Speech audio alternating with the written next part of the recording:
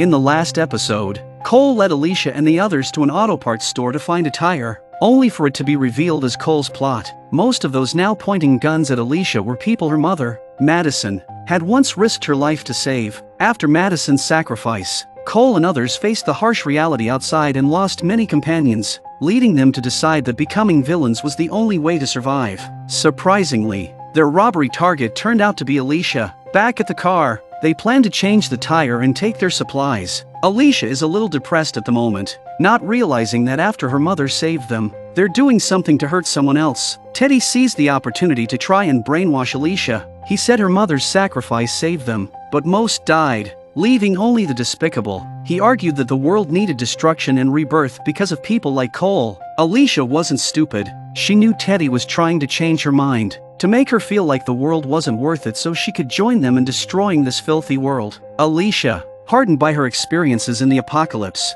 was not easily swayed and rejected Teddy's manipulation again. Alicia simply asked, "You know why I'm staying with you? Why don't you just tell me how you're going to destroy the world?" Teddy replied that he would tell her when she was ready. Once the tire was changed and it seemed they would leave with their supplies, Cole instead focused on extracting Teddy's base location. When threatened, Teddy calmly suggested they kill him, asserting that his unfinished work would be completed by others. Seeing Teddy unmoved, Cole thought of a plan involving Teddy's mother's body, throwing it to the ground and threatening to destroy it if Teddy didn't comply. The first shot hit the body's abdomen, but Teddy just calmly looked at Cole. The second shot aimed at the head, yet Teddy remained unflustered. Even Dakota was puzzled. Teddy then revealed that the body wasn't his mother, leaving Alicia shocked by the deception. Teddy revealed the truth. His story about his mother's corpse was fabricated, and their arrival was no coincidence but a deliberate act. He knew about Cole's roadside robberies and had investigated the relationship between Cole and Alicia. He wanted to show Alicia the kind of people her mother had saved, aiming to provoke her into changing her mindset and joining them. At that moment, they were like fish on a chopping board. Teddy, unconcerned, reassured Alicia and Dakota, saying his plans would proceed regardless of whether they lived or died. Teddy was a complete madman, willing to destroy even himself for his ideology. Just as they raised their guns, there's the sound of zombies hissing in the woods. Surely attracted by the gunfire, Cole tried to quickly kill Teddy and escape the zombies, but Alicia thwarted his attempt by lunging at his gun. The situation escalated as the zombies closed in, rendering the guns less effective. A man was tackled by zombies before he could fire a second shot, and his wife also became their prey. Within minutes, the group was decimated, leaving only Cole alive, having just freed herself from a zombie that had pounced on her. Alicia approached while pushing another zombie ahead of her. They stood in confrontation. Alicia hesitated to push the zombies towards Cole. Cole was forced to deal with the zombie, losing his upper hand. Alicia aimed her gun at him, expressing her disappointment. She said her mother's sacrifice was meant to give him a second chance at life, which he had squandered. Cole looks at the hesitant Alicia and prepares to play the emotional card again, assuming she'll go soft, but he underestimated how much Alicia hates people like him.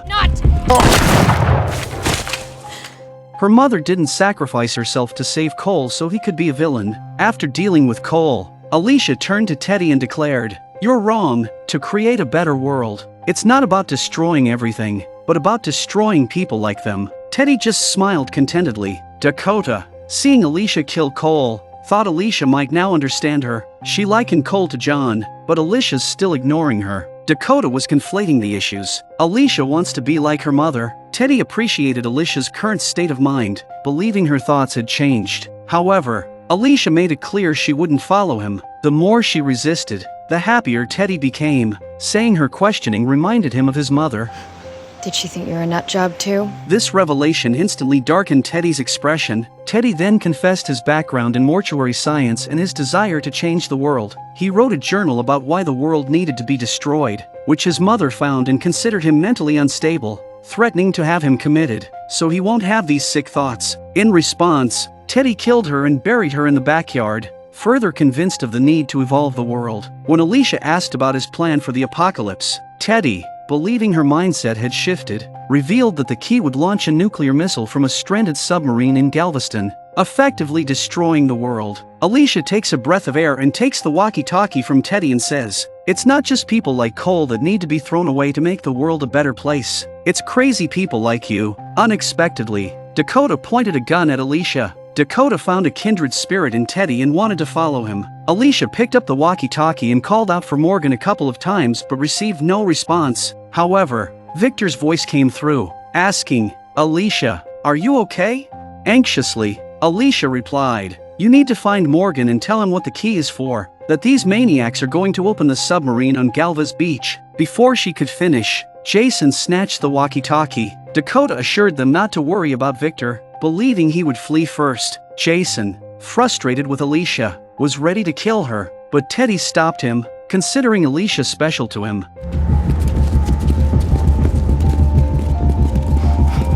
Then, they arrived at a secluded hotel, where Alicia's hands were already bound. Teddy tells Alicia that an underground fortress was built here before the end of time. Surprisingly, no members of their organization were seen. Teddy, wanting privacy, left Dakota and another member outside, not wanting them to witness what was about to happen. Inside, Teddy hinted that Alicia was now to complete his mission, despite not knowing what it entailed. Alicia refused. They then proceeded to the basement, where Teddy opened the door to a bunker and locked Alicia inside.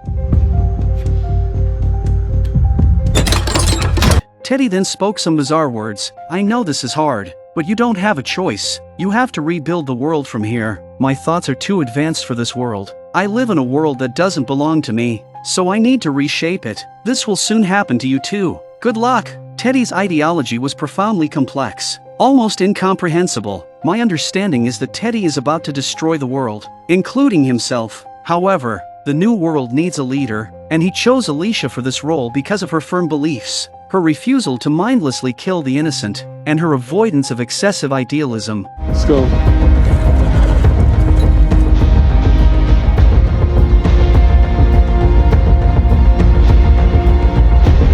Teddy, accompanied by Dakota, went to the nuclear submarine. Dakota questioned why Alicia was left alone in the bunker and what their final fate would be. Teddy explained that Alicia possessed unparalleled potential and was needed to lead in the reborn world. He told Dakota that they, being similar, would die here with everyone else. He asked her if she was willing to join him in this great mission or if she was willing to remain disguised in this false world. She can leave any time she wants. Dakota, feeling understood by Teddy, firmly decided to stand with him. At that moment, the submarine's lights came on and Jason switched on the backup power. Jason, a former weapons officer on the submarine, had fallen on hard times before meeting Teddy. There were 2 keys to launch the nuclear missiles, both hanging around Teddy's neck. The next step was to start the diesel generator to power the submarine and enable the launch. Morgan picked up his axe again after receiving Victor's notice. Everyone gathered at the submarine's location in armored vehicles and on horseback to stop Teddy's insane plan, believing the launch site would be safe as Teddy wouldn't kill his own people. Because he doesn't know the structure of the submarine, he can only open the top door by cutting. Inside was pitch black. Morgan dropped a flare and found it deeper than expected, and he chose to be the first to go down and investigate. Grace handed Morgan a radiation meter, warning that readings over 10,000 millirems required extreme caution. Meanwhile, Luciana and Wendell left to find a nearby naval base, hoping to procure the submarine's blueprints to avoid getting lost inside. Morgan descended, reporting radiation levels to Grace. Despite the numbers continuously rising, he consistently reported that the radiation level was only at 10 millirems. Morgan quickly reached the bottom of the submarine, where a zombie suddenly lunged at him, causing panic among those above. Pinned down by the zombie, Morgan struggled. Dory, with poor vision due to age, couldn't see what was happening. In the nick of time, Naomi decisively shot and fortunately hit the zombie, relieving everyone. It seemed the submarine crew had died and turned into zombies. Grace asked for the radiation readings again, and Morgan repeated that it was 10 millirems. Grace, suspecting Morgan was hiding the truth, decided to go down to help him. After arriving, Grace checked the meter and confirmed the radiation levels were safe, signaling the others to come down. Meanwhile, Luciana informed Sherry they had reached the naval base and found the submarine's blueprints. Shortly, others reached the bottom. Observing their surroundings, they realized Teddy and his group must be in another part of the submarine. The primary concern now was the number of zombies inside. Sherry contacted Luciana to ask about the typical crew size of a submarine, but the deeper they went, the more interference they encountered. The rest of the team continues forward to see what's going on. Grace stayed near the exit to maintain contact with Luciana until she climbed up to a higher level where the walkie-talkie finally worked. Luciana reported there were 150 crew members. Since Morgan and the others weren't far away, they heard it too. Hearing this, Morgan and the group were in disbelief, realizing there could be 149 zombies. A massive undertaking. Morgan tapped on a hatch with his knife, and zombies inside responded. Grace asked what was behind the door. Luciana said it was the missile bay, a corridor leading to the launch wells and the most direct route to the weapons room. If Teddy planned to launch the nukes, he would be in the control room, accessible only through this passage. With no other choice, they prepared to enter through this route. Morgan opened a hatch, and immediately, the growls of zombies filled the air. He charged ahead, surprisingly finding fewer zombies than expected. Morgan led the way through the narrow corridor, with the others supporting from behind. In just 2 minutes, he cleared out 7 or 8 zombies. Checking his counter, the radiation was around 240, a safe level. The group entered the missile bay and observed a stack of missiles capable of destroying a continent. Naomi suggested dismantling them, but the idea was dismissed due to the risk and lack of expertise. The best course of action was to head to the weapons room to stop the launch. Morgan then alerted everyone to listen carefully to the numerous growls of zombies, indicating that the majority were not in this section of the submarine. Suddenly, Grace's voice came through the walkie-talkie next to Morgan. Originally, Grace was just trying it out, assuming it to be the submarine's internal communication system that didn't require an external power source. Morgan asked Grace to contact Luciana to find a route to the weapons control room from the blueprints. Before Grace could respond, Teddy's voice came through, taunting Morgan, not believing they could stop him. Dory took the walkie-talkie, and Teddy's tone changed, recognizing the man who had put him in jail for nearly 30 years. Dory asked about Alicia's whereabouts. Teddy smugly replied she was safer than all of them, hidden somewhere they'd never find. Morgan, holding the walkie-talkie, asked Teddy, "Tell us where the missiles are targeted." Teddy mockingly questioned if they thought the submarine was safe. Realizing Teddy's madness, Morgan urgently instructed Grace to tell Luciana to move everyone from the dam as far away from the submarine as possible. Jason informed Teddy that preparations were almost complete. Teddy scorned Morgan again, announcing they were about to power up the submarine. With time running out, they split up to find the hatch leading to the weapon control room.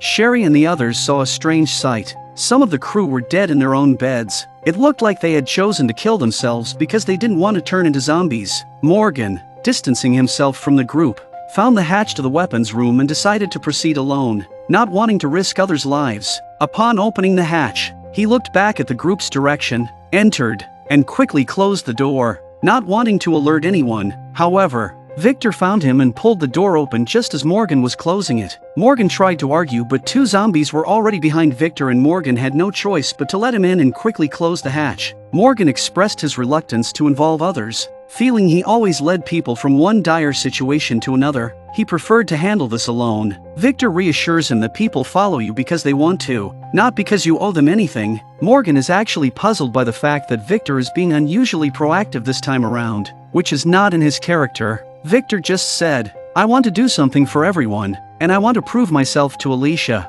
Their radiation meters started buzzing alarmingly, indicating high radiation levels, with readings skyrocketing. Ahead, they heard zombies. They encountered a pus-covered zombie that collapsed after a few steps. Morgan stopped Victor from using a knife, knowing the risks with radiation-infected zombies. The meter's readings soared above 10,000 when near the corpse. Morgan cautiously moved forward, hearing zombies' growls from behind the hatch. As they neared the hatch, the radiation levels soared to a terrifying 40,000 millirems, but it remained the quickest route to the weapons room. Suddenly, the sound of machinery echoed inside the submarine, likely the diesel generator starting up, signaling that power was about to be restored. Their time was running short. Morgan contacted Grace using the wall intercom and informed her about the high radiation levels. Grace warned that if the radiation outside the door was 40,000, it would be even higher inside, likely due to a radiation material leak, and advised Morgan to find another way. The submarine's lights came on,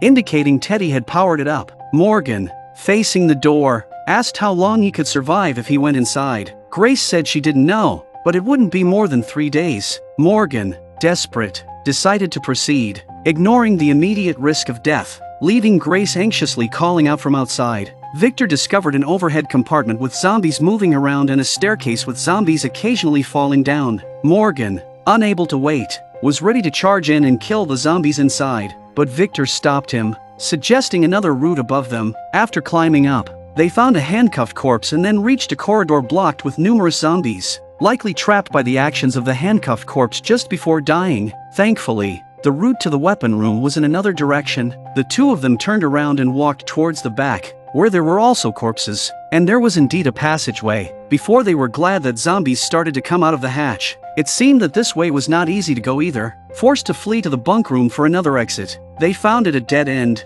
Zombies from both directions in the corridor started to close in on them. Morgan regretted not entering the first door. Victor says that's why Alicia came to you instead of me. Morgan was puzzled. Victor revealed that Alicia's last message wasn't for him but for Morgan, acknowledging Morgan's willingness to do what others wouldn't. Morgan doesn't know what Victor's talking about right now. Victor's next action surprised Morgan. Due to the extremely tight space, Morgan was quickly pinned to the ground by Victor, who then stood over him and grabbed Morgan's weapon. In the ensuing struggle, the axe was split in two. Victor declared that if Morgan didn't want anyone to die, he should be the one to die and kicked him into the zombie crowd. Then, Victor, seizing the moment as the zombies were distracted by Morgan, ran towards the passage. The selfish and self-serving Victor had returned. Victor aimed to stop Teddy, intending to become a great hero and earn Alicia's admiration and respect. When he reached the weapon room's door, he heard the sound of a gun being cocked. Dakota pointed a gun at him. Victor had no choice but to drop the axe and try to appeal to Dakota's emotions. Dakota, now a firm believer in Teddy's ideology, no longer hid her true self. She has just seen Victor's behavior, and Dakota thinks that Victor is a hypocrite. Over the intercom, Dakota announced that she was being her true self and claimed that Morgan's approach would never work, falsely stating that Victor had killed him. Upon hearing this, Grace felt a pang of pain. Dakota continued, condemning the world for having hypocrites like Victor, and stated that such people wouldn't exist in the new world after its destruction. Victor realized Dakota was resolved to kill him, tears of sorrow or regret in his eyes. Then, Morgan arrived. Dakota tried to resist with the axe, but she was no match for him. Morgan, without blaming Victor, first informed Grace over the intercom that he was alive. Victor tried to speak, but Morgan handed him the axe, saying they would deal with his actions later. They had wasted too much time already.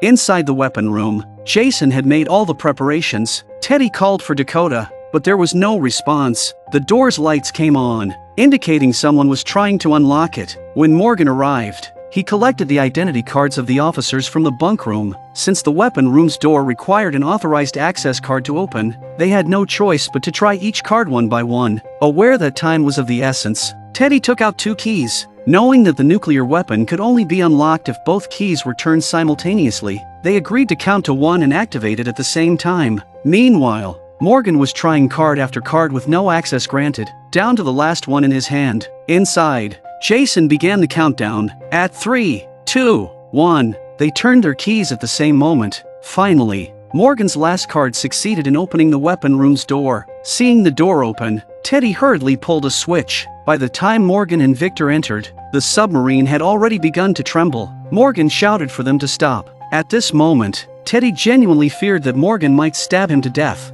muttering that it was already too late. The entire submarine started shaking, indicating the missile had been launched. Realizing this, everyone else on the submarine knew their only option was to escape quickly. Grace, however, determinedly stayed behind, waiting for Morgan. Outside, a loud explosion was heard, accompanied by a lot of white smoke as a huge missile emerged and slowly ascended into the sky under the gaze of those outside. It was a shocking sight, possibly the last of its kind they would ever see. The missile rose higher, breaking through the clouds. The submarine then returned to calm. Morgan, at this point, seemed lost in thought. Jason, looking at the weapon switch, attempted to launch a second missile, but Victor stopped him. Teddy reassured that one was enough to start anew. Victor asked where the missile was targeted. Jason revealed that the missile had 10 warheads that would land randomly in different locations. Realizing the situation was beyond repair, Morgan let go of Teddy and allowed Victor to release Jason. They then left the area. There's no point in killing them now. There's a chance that everyone won't survive anyway. Morgan urged Victor to leave. As staying was futile, he wanted to stay behind to see if he could alter the missile's trajectory.